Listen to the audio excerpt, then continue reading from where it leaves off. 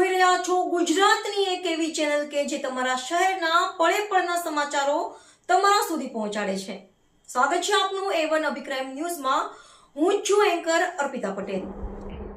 કચ્છના નખત્રાણામાં combing night patrolling દરમિયાન દારૂ ભરેલી કાર ઝડપાઈ. 2,23,804 રૂપિયાનો મુદ્દામાલ જપ્ત કરતી નખત્રાણા સ્માર્ટ પોલીસ.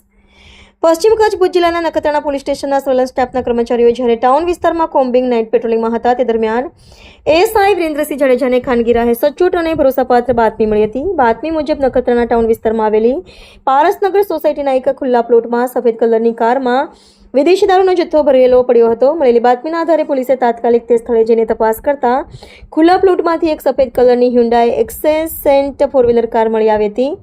ગાડીની તલાશી લેતા તેમાંથી ભારતીય બનાવટનો પરપ્રાંતીય ઇંગ્લિશ દારૂનો જથ્થો મળી આવ્યો હતો, જેથી પોલીસે તમામ મુદ્દામાલ કબજે કરી કાયદેસરની કાર્યવાહી હાથ ધરી છે. રિપોર્ટર ભરત ઠાકોર, કચ્છ.